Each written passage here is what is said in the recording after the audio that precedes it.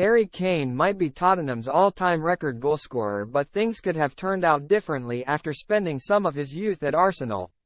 Tottenham fans may shudder at the thought of where the club might be without Harry Kane's goals over the past 8 years. But the reality is that their all-time record goalscorer could have been playing not only in the colours of their archrivals Arsenal, but also as goalkeeper, saving goals instead of stopping them had he got his way. According to a new book, the 29-year-old recently broke the record set by Jimmy Greaves to become Tottenham's record goalscorer, surpassing the late England greats haul of 266 goals in March. He has also become England's top marksman, leapfrogging Wayne Rooney by scoring from the spot in a 2-1 win over Italy in their Euro 2024 qualifier last month. Often heralded as one of our own by adoring Spurs fans.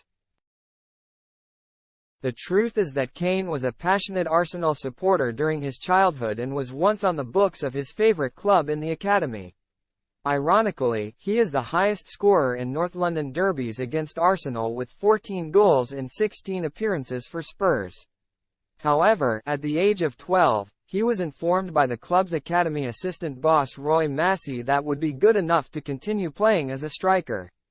And in his new book, A Life in Football and a Coach to the Stars, Massey told the story of how an extraordinary conversation unfolded with his father, in which he pleaded for him to be given a chance in goal.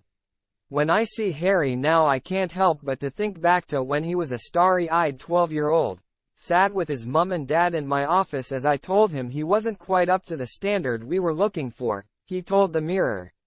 That was the hardest part of the job, telling lads that Arsenal were letting them go.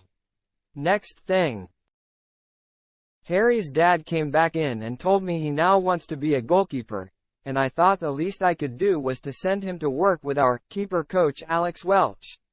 Alex was one of the best in the business, and after just a few sessions he told me, Roy, the lad is never going to make the grade in goal. So this time Harry had to move on. Massey has since watched Kane flourish as one of the most lethal strikers the Premier League has ever seen, and he admitted that, while he found it tough having to tell Kane of the bad news, he also credited the striker for his resilience in refusing to give up. I know how much it hurt him, he added. Some lads are lost to the game forever because they can't get over the disappointment.